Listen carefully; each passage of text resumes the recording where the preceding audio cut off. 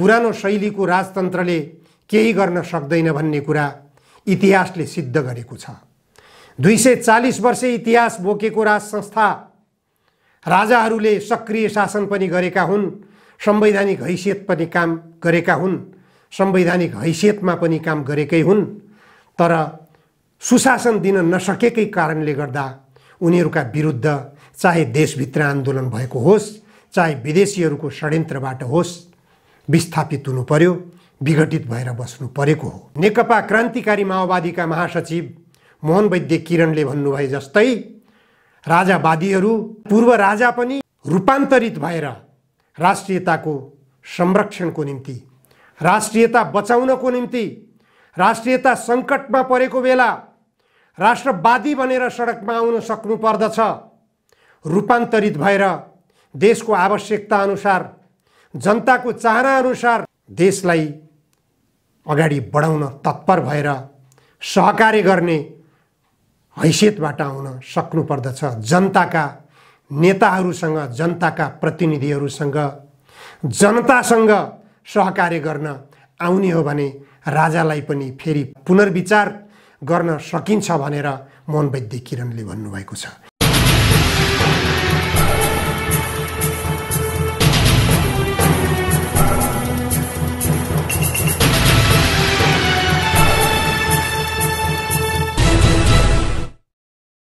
आजको जनचासोको 145 श्रृङ्खलामा जनधारणा खबरमा यहाँहरूलाई स्वागत छ।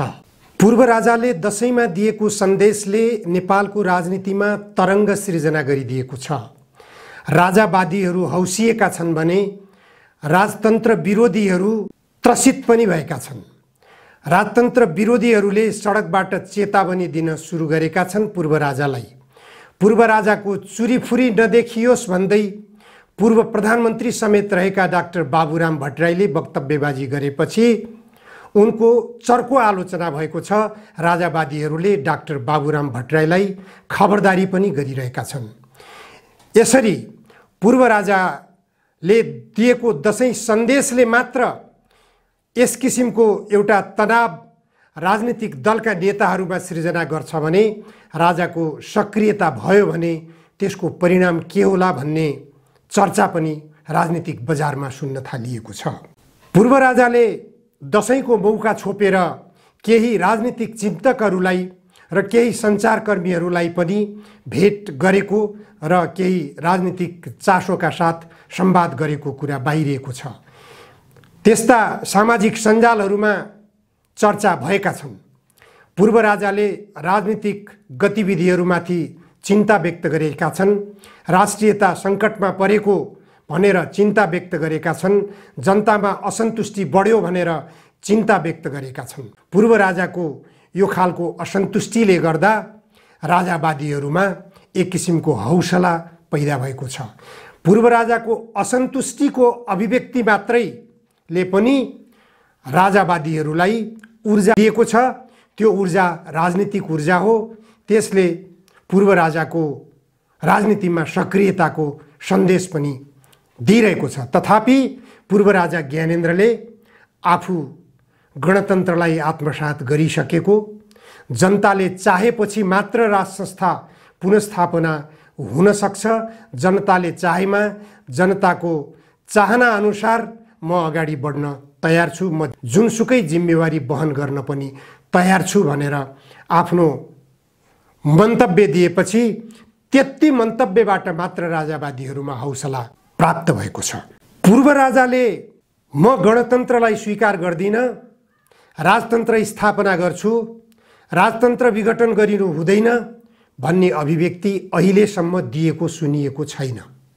तर राज संस्थाको गरिमा बारेमा, राज संस्थाको लोकप्रियता बारेमा व्यापक चर्चा हुन थालेको छ। 10 वर्षे जनयुद्ध गरेर राज संस्थाको अन्त्यका निम्ति 17,000 जनताको रगत बगाउन बाध्य बनाएका प्रचण्ड र डाक्टर बाबुराम भट्टराई जस्ता व्यक्तिहरूले पनि अहिलेको राजनीतिक व्यवस्थाले अथवा अहिलेका राजनीतिक दलहरूबाट जनताको चाहना बमोजिम शासन गर्न सकेनन्। राष्ट्रलाई समुन्नतितर्फ, समृद्धितर्फ, लाने प्रयास भएन, राष्ट्रियता सङ्कटमा परिरहेको छ भन्ने अभिव्यक्ति दिइरहेका पनि सुनिन्छन्। तर पनि राजतन्त्रको विघटनको निम्ति, राजालाई गद्दीबाट किनारा लगाउनको निम्ति आफूहरूको महत्त्वपूर्ण योगदान रहेको, 10 वर्षे जनयुद्धको महत्त्वपूर्ण योगदान रहेको भनेर दाबी पनि गर्ने गर्दछन्। त्यस्तो दाबी नेपाली काङ्ग्रेसका नेताहरूले पनि गर्दछन्, नेकपा एमालेका नेताहरूले पनि गर्ने गर्दछन्। तथापि 10 वर्षे जनयुद्धको धक्का नै राजतन्त्रको अन्त्यको एउटा सबैभन्दा ठुलो परिणामदायी धक्का थियो। सँगसँगै विदेशी शक्तिहरूको चलखेल र विदेशी शक्तिहरूको स्वार्थले पनि राज संस्थालाई किनारा लगाएको हो भन्ने कुरा स्पष्ट छ। राजावादीहरूले राजा आऊ देश बचाऊ भनिरहेको बेलामा राजाको दशैं सन्देश राजनीतिमा सक्रिय बन्ने आशयका साथ आएको देखिन्छ। तथापि राज संस्था पुनस्थापना भइहाल्यो, राजा सक्रिय भइहालेपछि यो देशको राजनीतिले कोल्टे फेर्ला कि नफेर्ला यो गम्भीर बहसको विषय पनि हो। 240 वर्षसम्म यो देशमा राज संस्था रहेको थियो। राज संस्था सक्रिय रहेको अवस्था पनि नेपाली जनताले भोगेकै हुन्। राज संस्था संवैधानिक रहेको अवस्था पनि नेपाली जनताले भोगेकै हुन्।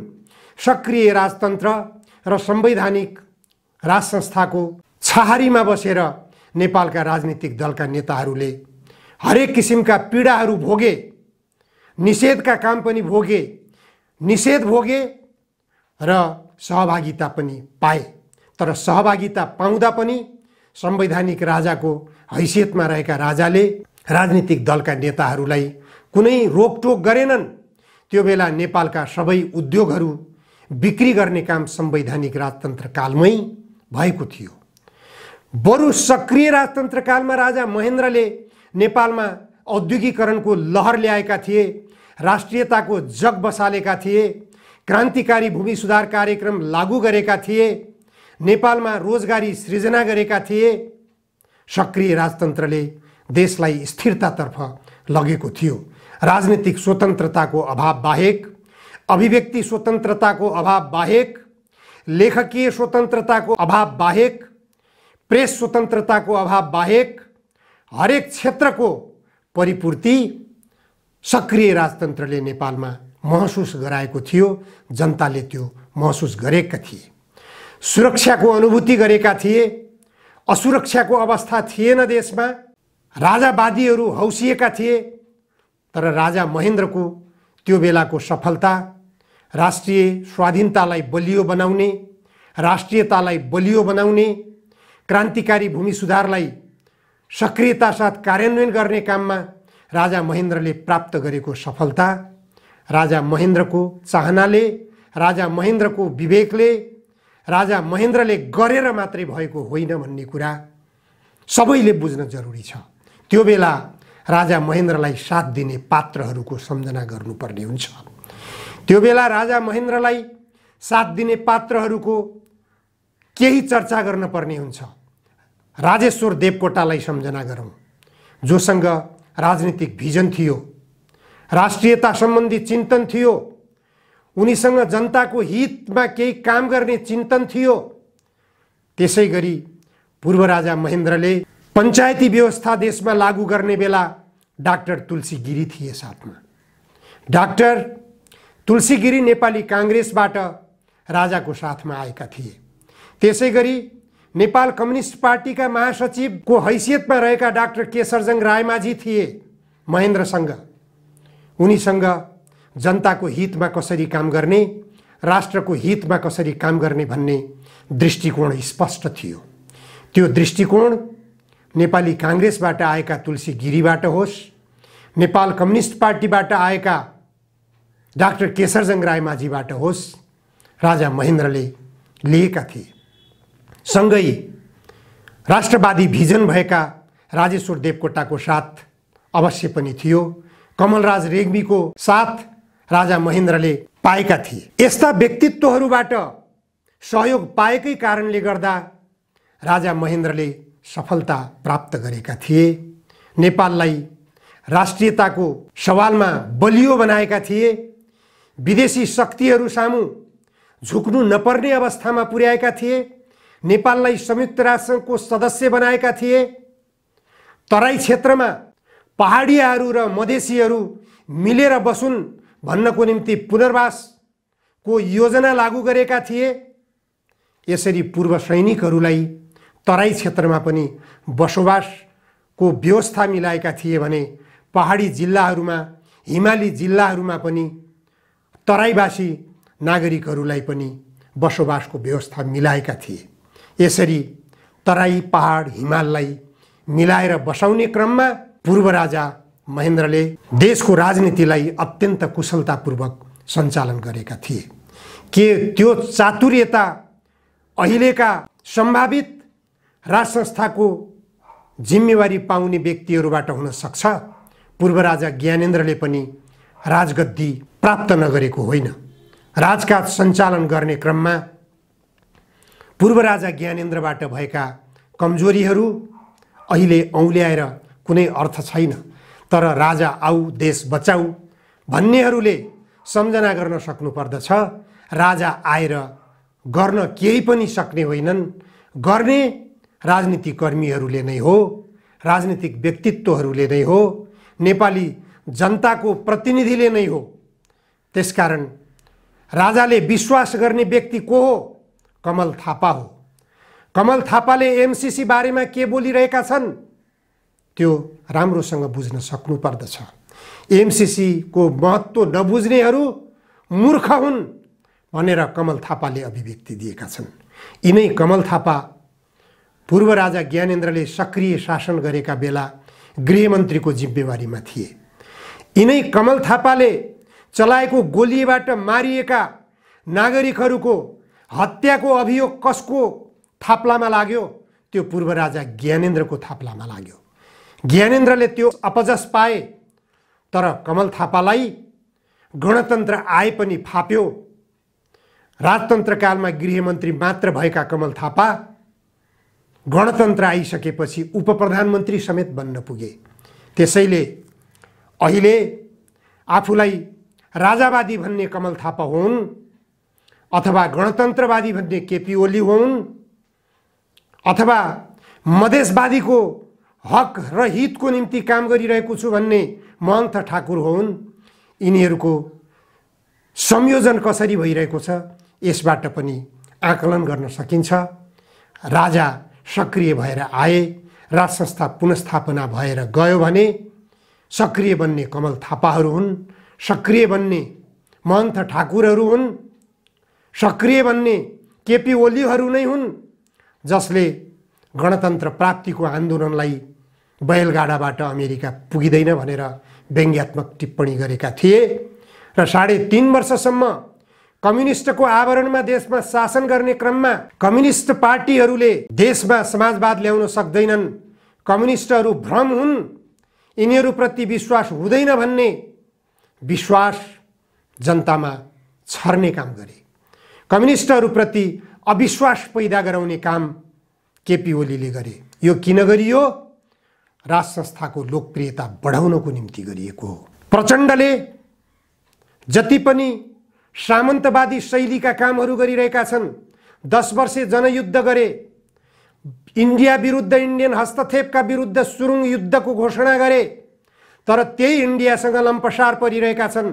साम्राज्यवादका विरुद्ध युद्धको घोषणा गरे, तर त्यही साम्राज्यवादको उपनिवेश नेपाललाई बनाउन लम्पसार परिरहेका छन् र एमसीसीको विरुद्धमा खुलेर बोल्न सकिरहेका छैनन्, दोभाषे बोलिरहेका छन्, दोग्ला प्रवृत्ति देखाइरहेका छन्। यिनै प्रचण्डका क्रियाकलापले गर्दा विघटित राज संस्था लोकप्रिय बनिरहेको छ। राजा आऊ देश बचाऊ भन्नेहरूको मनोबल बढिरहेको छ भन्ने कुरा स्पष्ट हुन्छ। यिनै शेरबहादुर देउवा हुन् जसलाई 2 पटक पूर्व राजा ज्ञानेन्द्रले असक्षम बनेर प्रधानमन्त्रीबाट हटाएका थिए।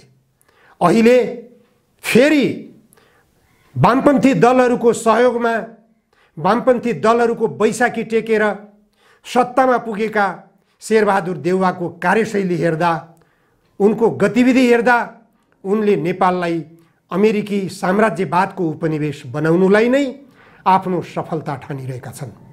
उनलाई बीपीको राष्ट्रियता, प्रजातन्त्र र समाजवादको चिन्तनतर्फ ध्यान छैन। बीपीको समाजवाद देखाउने दाँत मात्र हो, बीपीको राष्ट्रियताको नारा देखाउने दाँत मात्र हो। के अमेरिकाको उपनिवेश बनाएर बीपीको राष्ट्रियताको नारा सार्थक हुन्छ?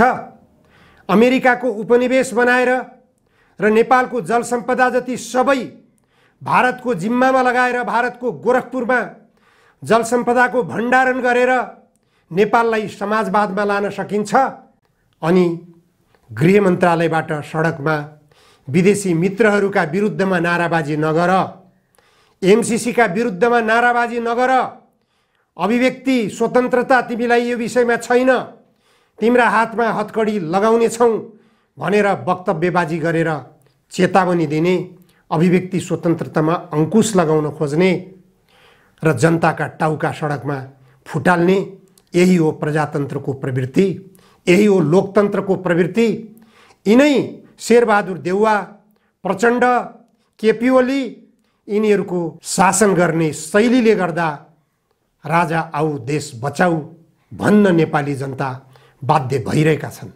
यी नेताहरूले देशमा सुशासन दिन सकेको भए, राष्ट्रियतालाई बलियो बनाउन सकेको भए, जनताको जीविकोपार्जनको व्यवस्था गर्न सकेको भए, कृषि उत्पादनलाई वृद्धि गर्न सकेको भए, नेपालमा जोता किसानहरूको हक स्थापित गर्नेतर्फ ध्यान पुर्याउन सकेको भए, रोजगारीका निम्ति विदेशमा प्रत्येक वर्ष भौतारी नपुगिरहेका युवाहरू उनीहरूलाई देशमा रोजगारी सृजना गरेर घर छोड्न बाध्य नगराइदिएको भए के राजा आऊ देश बचाऊ भन्नुपर्ने बाध्यता हुन्थ्यो? तर पूर्व राजा ज्ञानेन्द्रले पनि अथवा राजावादीहरूले पनि, राजा आऊ देश बचाऊ भन्नेहरूले पनि सोच्नु पर्दछ, पुरानो शैलीको राजतन्त्रले केही गर्न सक्दैन भन्ने कुरा इतिहासले सिद्ध गरेको छ। 240 वर्ष इतिहास बोकेको राज संस्था, राजाहरूले सक्रिय शासन पनि गरेका हुन्, संवैधानिक हैसियतमा पनि काम गरेकै हुन्, तर सुशासन दिन नसकेकै कारणले गर्दा उनीहरूका विरुद्ध चाहे देशभित्र आन्दोलन भएको होस्, चाहे विदेशीहरूको षड्यन्त्रबाट होस्, विस्थापित हुनु पर्यो, विघटित भएर बस्नु परेको। नेकपा क्रान्तिकारी माओवादीका महासचिव मोहन वैद्य किरणले भन्नुभए जस्तै राजावादीहरू, पूर्व राजा पनि रूपान्तरित भएर राष्ट्रियताको संरक्षणको निम्ति, राष्ट्रियता बचाउनको निम्ति, राष्ट्रियता सङ्कटमा परेको बेला राष्ट्रवादी बनेर सडकमा आउन सक्नु पर्दछ।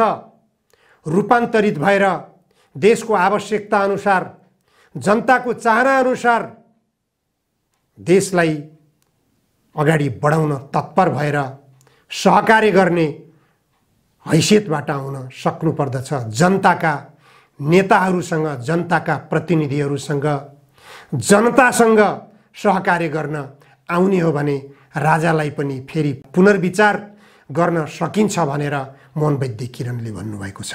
के राजावादीहरूमा त्यो पुनर्विचार गर्ने सोचाइको विकास हुन सक्ला?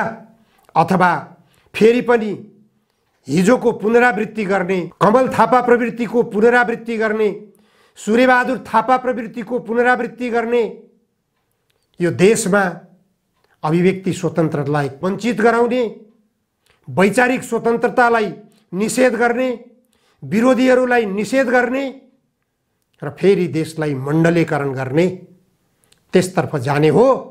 अथवा देशलाई पूर्व राजा महेन्द्रले अगाडि बढाउन खोजे जस्तै क्रान्तिकारी भूमि सुधारको बाटो, रोजगारी सृजनाको बाटो, औद्योगिकरणको बाटो, राष्ट्रियतालाई बलियो बनाउने बाटो, विदेशी हस्तक्षेपको विरोध गर्ने बाटो, यो बाटो अपनाउने हो भने जनतासँग राजाको सहकार्य अवश्यम्भावी छ।